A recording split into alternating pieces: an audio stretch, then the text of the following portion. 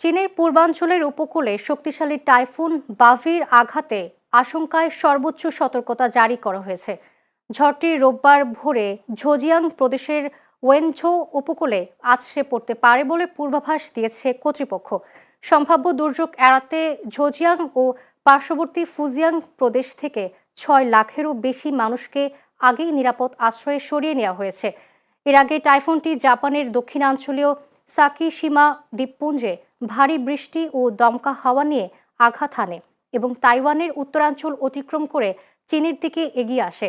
আবহাওয়াবিদরা বলছেন, ঝড়টির গতি কিছুটা কমলেও এর বিশাল মেঘমালা থাকা বিপুল জলীয় বাষ্পের কারণে ভারী বৃষ্টি ও আকস্মিক বন্যার ঝুঁকি এখনও রয়ে গেছে।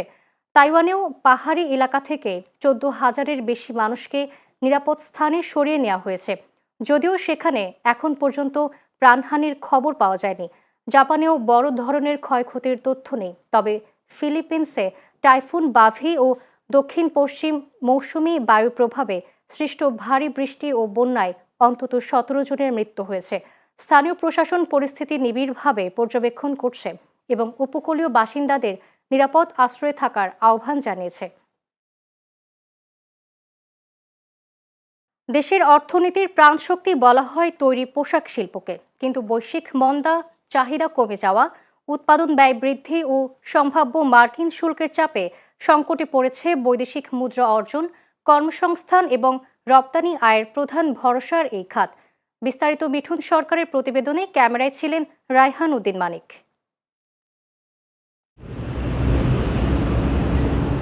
দেশের মোট রপ্তানি আয়ের ৮০%-এরও বেশি আসে তৈরি পোশাক খাত থেকে। কিন্তু গেল অর্থবছরে এ খাতের রপ্তানি আয় ১.৬৪% কমে $৩৮.৭ বিলিয়ন নেমেছে। এশীয় উন্নয়ন ব্যাংকের সাম্প্রতিক প্রতিবেদন বলছে, যুক্তরাষ্ট্র তাদের পরিকল্পনা অনুযায়ী নতুন শুল্ক কার্যকর করলে বাংলাদেশ সহ দক্ষিণ এশিয়ার দেশগুলোর কার্যকর শুল্ক হার আরও বেড়ে যেতে পারে। সেক্ষেত্রে আন্তর্জাতিক বাজারে প্রতিযোগিতা আরও বৃদ্ধির আশঙ্কা তৈরি হয়েছে। 19% যে চুক্তি হিসেবে করছিল, বর্তমান বাস্তবতায় দেশে মজুরি, সুতা, রং, রাসায়নিক, জ্বালানি ও পরিবহন ব্যয় বেড়ে যাওয়ায় অনেক কারখানা লোকসানে চলছে। কিছু প্রতিষ্ঠান উৎপাদন বন্ধ করতে বাধ্য হয়েছে, যার প্রভাব পড়ছে দেশের সামগ্রিক রপ্তানি প্রবৃদ্ধিতে। যুক্তরাষ্ট্রের বাজারে আমরা কোনো রকম নেগেটিভ কোনো কিছু আসলে ব্যবসায়িকভাবে আমাদের ট্যাকেল করার সিচুয়েশনটা কম।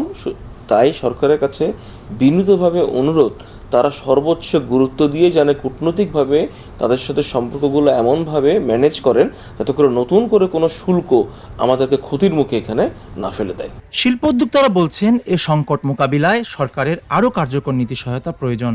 পাশাপাশি যুক্তরাষ্ট্রের সম্ভাব্য নতুন শুল্ক আরোপ ঠেকাতে কূটনৈতিক ও বাণিজ্যিক পর্যায়ে জোরালো উদ্যোগ নেওয়ারও দাবি তাদের। যুক্তরাষ্ট্র আমাদের সবচাইতে বড় আমাদের এক্সপোর্ট ডেস্টিনেশন। আমরা চাইবো যে যুক্তরাষ্ট্র আমাদের সাথে সবসময় আমাদের সাথে যে বন্ধুত্বমূলক সম্পর্ক আছে সেটা বজায় থাকবে এবং ইতিবাচক শুল্ক সুবিধা আমাদেরকে দিবে। তবে পরিস্থিতি নিয়ে আশাবাদী সরকার। প্রয়োজনীয় নীতি সহায়তা, বাজার বৈচিত্র্য এবং নতুন রপ্তানি গন্তব্য সম্প্রসারণের মাধ্যমে আগামী অর্থবছরে পোশাক খাত আবারও প্রবৃদ্ধির ধারায় ফিরবে বলে আশা করছেন বাণিজ্যমন্ত্রী। আমি পূর্ণমাত্রায় আশাবাদী।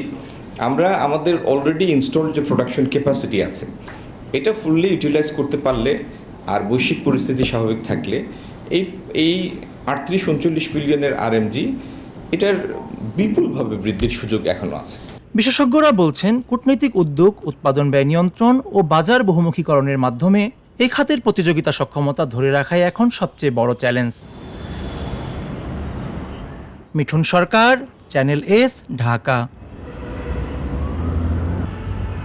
ভারী বর্ষণ ও পাহাড়ি ঢলে দেশের সার্বিক বন্যা পরিস্থিতির আরও অবনতি হয়েছে।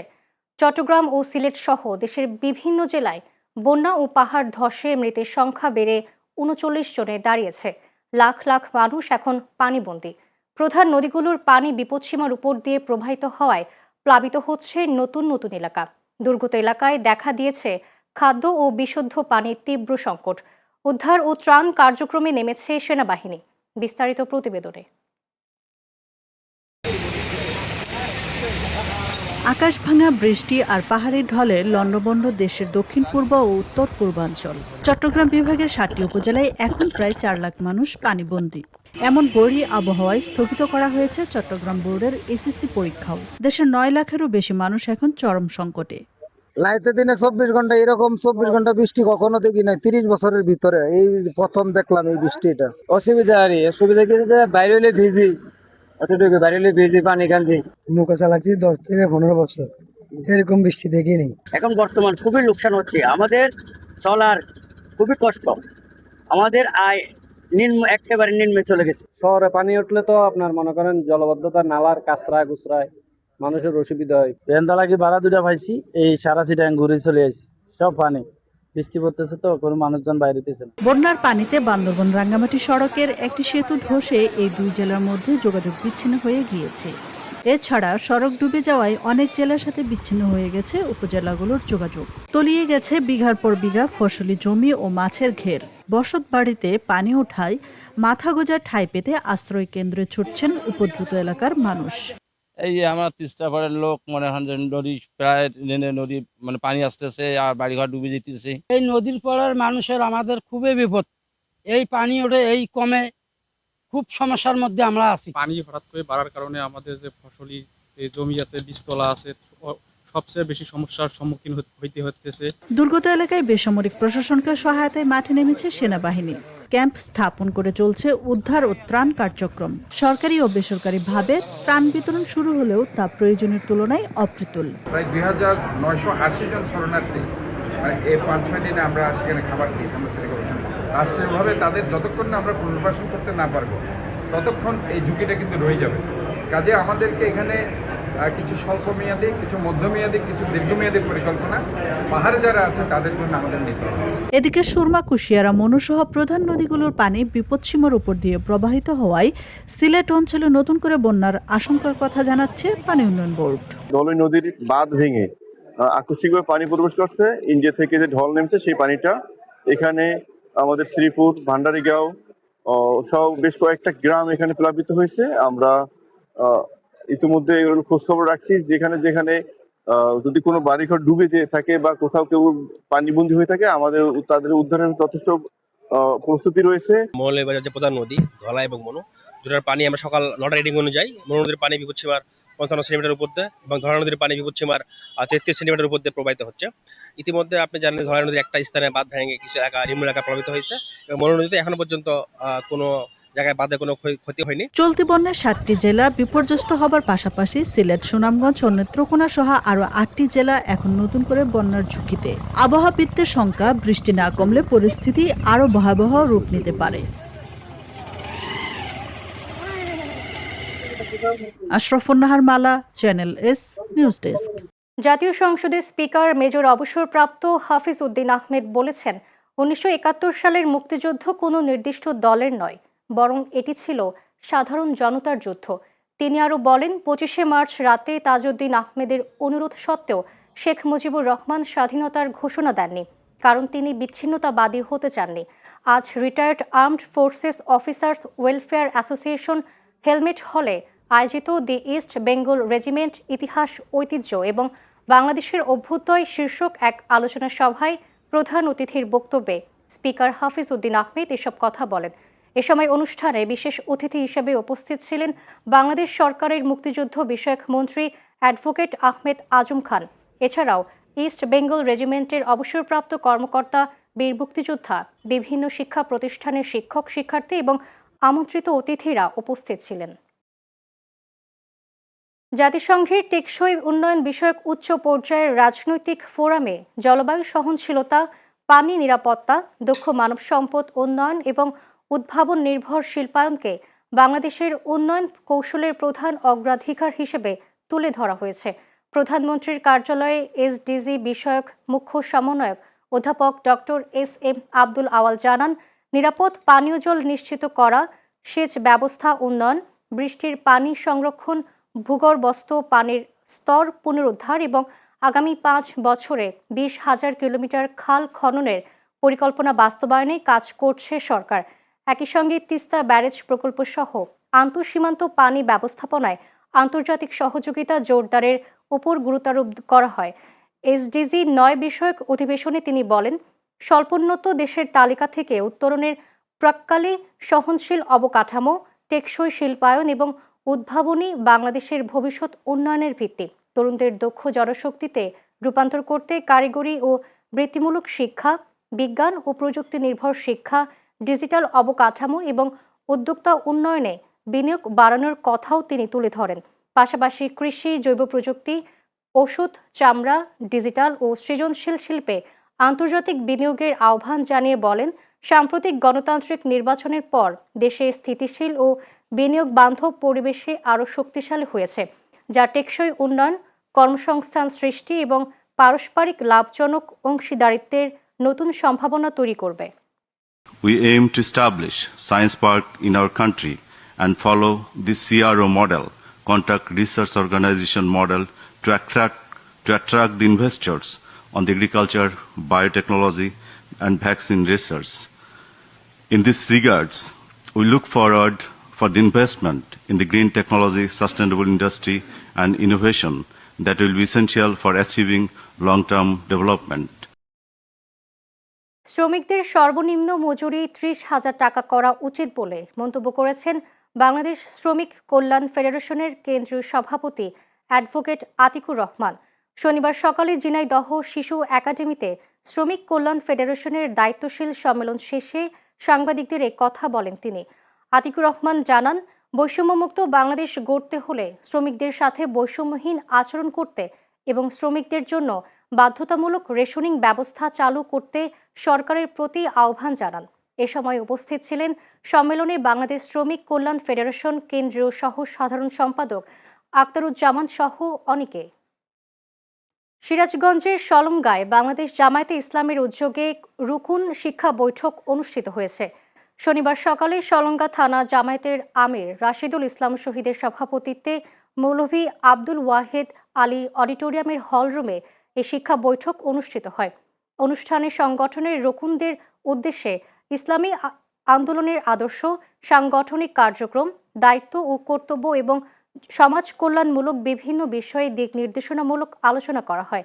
এ সময় উপস্থিত ছিলেন সলঙ্গা থানা জামায়াতের সেক্রেটারি রাকিবুল হাসান, সিরাজগঞ্জ জেলা জামায়াতের সেক্রেটারি মোহাম্মদ জাহিদুল ইসলাম সহ সলঙ্গা থানা এলাকার রুকুন সহ স্থানীয় নেতাকর্মীরা। সিরাজগঞ্জের রায়গঞ্জে ধানগড়া উচ্চ বিদ্যালয়ের অ্যাডহক কমিটির পরিচিত সভা অনুষ্ঠিত হয়েছে। শনিবার সকালে রায়গঞ্জ পৌরসভার ধানগড়া মডেল উচ্চ বিদ্যালয়ের হলরুমে নবগঠিত অ্যাডহক কমিটির পরিচিত সভা অনুষ্ঠিত হয়। রায়গঞ্জ উপজেলা নির্বাহী কর্মকর্তা আব্দুল খালেক পাটোয়ারির সভাপতিত্বে প্রধান অতিথির বক্তব্য রাখেন সিরাজগঞ্জ ও 3 আসনের জাতীয় সংসদ সদস্য আইনুল হক। এ সময় উপস্থিত ছিলেন উপজেলা বিএনপির সাবেক সভাপতি মোহাম্মদ শামসুল ইসলাম, সহ সভাপতি মোহাম্মদ খায়রুল ইসলাম, রায়গঞ্জ পৌর বিএনপির সাবেক সভাপতি মোহাম্মদ হাতেম আলী সুজন সহ অন্যান্যরা। দুর্যোগ সাময়িক হলেও মানুষের দুর্ভোগ অনেক সময় দীর্ঘস্থায়ী হয়। তাই দুর্যোগ শেষ হয়ে গেলেও ক্ষতিগ্রস্ত মানুষের পাশে থাকার দায়িত্ব কখনো থেমে যেতে পারে না। মানবিক সহায়তা, পুনর্বাসন এবং মানুষের স্বাভাবিক জীবন ফিরিয়ে আনতে সবাইকে আন্তরিকভাবে কাজ করতে হবে বলে জানিয়েছেন চট্টগ্রাম 10 আসনের সংসদ সদস্য সাইদ আল নোমান। শনিবার দিনব্যাপী আগ্রাবাদ হাউজিং সোসাইটি, গুলবাগ আবাসিক ও পাহাড়তলী গ্রিনভিউ আবাসিক সহ নগরীর বিভিন্ন এলাকায় খাবার ও ত্রাণ বিতরণকালে তিনি কথা বলেন। সাইদ আল নোমান জানান, সরকারের নির্দেশনা অনুযায়ী দুর্যোগ কবলিত এলাকার মানুষের খোঁজ খবর নেওয়া, প্রয়োজনীয় খাদ্য ও ত্রাণ সামগ্রী পৌঁছে দেওয়া এবং ক্ষতিগ্রস্ত পরিবারের পাশে দাঁড়ানো অব্যাহত রয়েছে। এ সময় তিনি ক্ষতিগ্রস্ত মানুষের খোঁজ খবর নেন এবং প্রয়োজনীয় সহায়তা অব্যাহত রাখার আশ্বাস দেন। ব্রাহ্মণবাড়িয়ার বিজয়নগর উপজেলার সীমান্ত এলাকায় বিশেষ অভিযান চালিয়ে প্রায় 3,17 লাখ টাকার মূল্যের ভারতীয় মোবাইল ফোনের ডিসপ্লে জব্দ করেছে বিজিবি। শনিবার ভোররাতে বিজয়নগরের ভাগলপুর এলাকায় এই অভিযান চালানো হয়। দুপুরে বিজিবির সংবাদ বিজ্ঞপ্তিতে এই তথ্য জানানো হয়। তবে এই ঘটনায় কাউকে আটক করতে পারেনি বিজিবি। বিজিবির অধিনায়ক লেফটেন্যান্ট কর্নেল জাব্বার আহমেদ জানান, গোপন তথ্যের ভিত্তিতে বিজিবির আলীনগর সীমান্ত ফাঁড়ির একটি টহল দল স্থানীয় ভাগলপুর সীমান্ত এলাকায় অভিযান চালায়।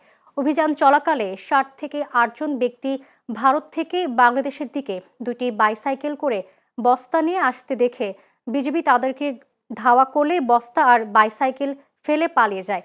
পরবর্তীতে বস্তাগুলোর ভেতর থেকে 3,960 পিস ভারতীয় মোবাইল ফোনের ডিসপ্লে উদ্ধার করা হয়। উদ্ধারকৃত মালামালের বাজার মূল্য প্রায় 3,17,00,000 টাকা। জব্দকৃত মালামাল আখাউড়া কাস্টমস অফিসে জমা দেওয়ার কার্যক্রম প্রক্রিয়াধীন রয়েছে। দক্ষিণাঞ্চলের যোগাযোগ ব্যবস্থাকে আরও গতিশীল ও আধুনিক করতে প্রস্তাবিত বিভিন্ন সেতু প্রকল্প পরিদর্শন করেছেন সেতু বিভাগ ও বাংলাদেশ সেতু কর্তৃপক্ষের সচিব মোহাম্মদ আব্দুর রউফ।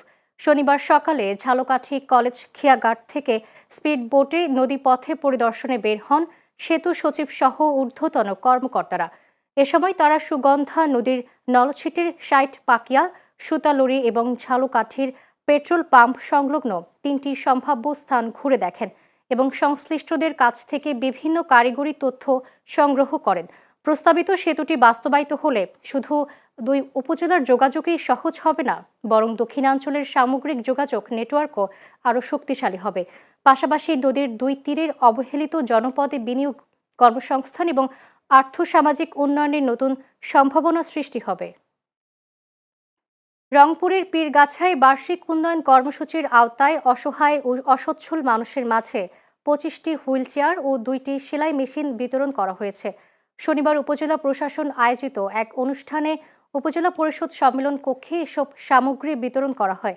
অনুষ্ঠানে প্রধান অতিথি হিসেবে উপস্থিত থেকে উপকারভোগীদের হাতে হুইলচেয়ার ও সেলাই মেশিন তুলে দেন রংপুর 4 আসনের সংসদ সদস্য আক্তার হোসেন। তিনি বলেন, প্রান্তিক জনগোষ্ঠীর আত্মকর্মসংস্থান সৃষ্টি ও জীবনমান উন্নয়নে সরকার নিরলসভাবে কাজ করে যাচ্ছে।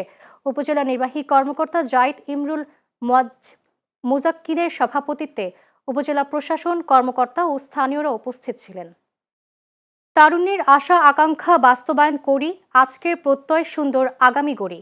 এই প্রতিপাদ্যকে সামনে রেখে ঠাকুরগাঁওয়ের পীরগঞ্জে বিশ্ব জনসংখ্যা দিবস অনুষ্ঠিত হয়েছে। শনিবার দুপুরে উপজেলা পরিবার পরিকল্পনা কার্যালয়ের উদ্যোগে উপজেলা অডিটোরিয়ামে এই অনুষ্ঠানের আয়োজন করা হয়।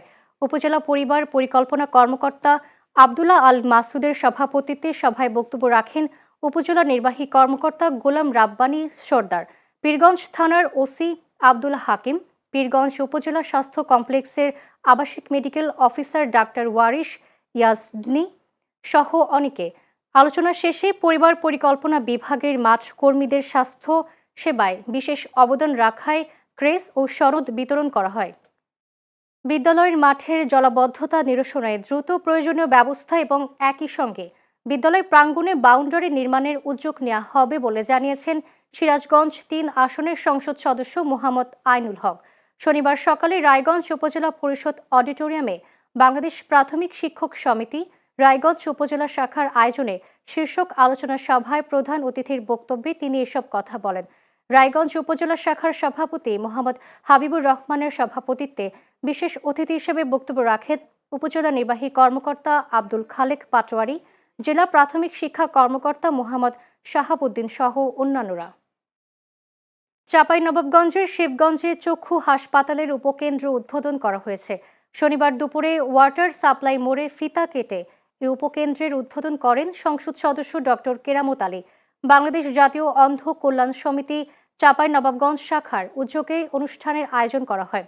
সংস্থার জেলা শাখার সভাপতি নজরুল ইসলামের সভাপতিত্বে বিশেষ অতিথি ছিলেন সংস্থার সাধারণ সম্পাদক আব্দুল হাকিম, আদিনা ফজলুল হক, সরকারি কলেজের অধ্যক্ষ প্রফেসর ডক্টর মাজহারুল ইসলাম তরু সহ অন্যান্যরা। বক্তারা বলেন, গ্রামের যারা অসহায় দুস্থ মানুষ চক্ষু চিকিৎসা থেকে বঞ্চিত হয়ে আসছে তাদেরকে 100 টাকার বিনিময়ে চিকিৎসা দেওয়া হবে। শিবগঞ্জ উপজেলা সহ পদ্মার চরাঞ্চলের মানুষের চোখের চিকিৎসা সহজলভ্য করতে গুরুত্বপূর্ণ ভূমিকা রাখবে সংস্থাটি। প্রায় 2 দশক ধরে ঢাকা আরিচা মহাসড়কের সাভারের ভাঙা ব্রিজ এলাকায় জমে থাকা ময়লার ভাগাড় পরিদর্শন করেছেন স্থানীয় সরকার প্রতিমন্ত্রী মীর শাহে আলম। নির্দিষ্ট ডাম্পিং স্টেশন না থাকায় বছরের পর বছর বিভিন্ন এলাকার বর্জ্য মহাসড়কের পাশে ফেলা হয়, ফলে তীব্র দুর্গন্ধে চরম দুর্ভোগে পড়েছেন স্থানীয় বাসিন্দা ও মহাসড়ক ব্যবহারকারীরা।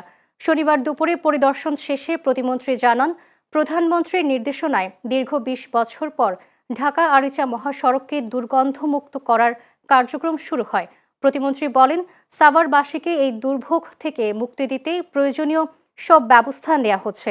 একই সঙ্গে ভবিষ্যতে মহাসড়কের পাশে কেউ বর্জ্য ফেললে তাদের বিরুদ্ধে কঠোর আইনি ব্যবস্থা গ্রহণ করা হবে।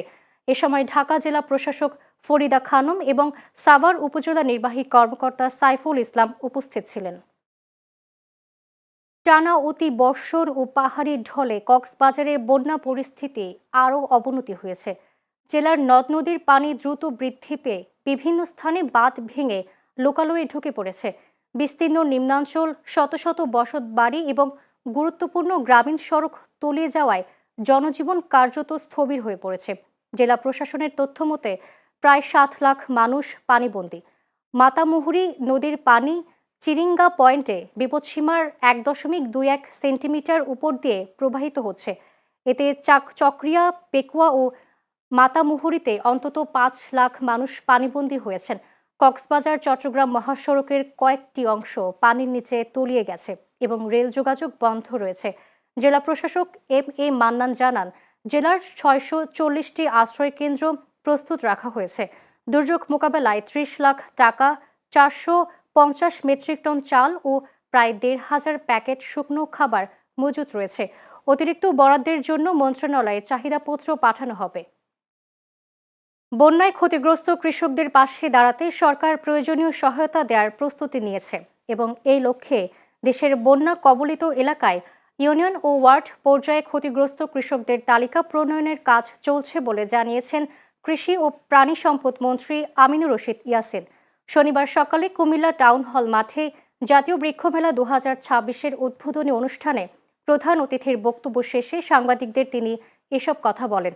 আমিনুর রশিদ ইয়াসিন জানান, দেশের যেসব এলাকায় বন্যায় কৃষকরা ক্ষতিগ্রস্ত হয়েছেন সেখানে ইউনিয়ন ও ওয়ার্ড ভিত্তিক তালিকা তৈরি করা হচ্ছে। তালিকা সম্পন্ন হলে সরকার ক্ষতিগ্রস্ত কৃষকদের সহায়তা দেবে।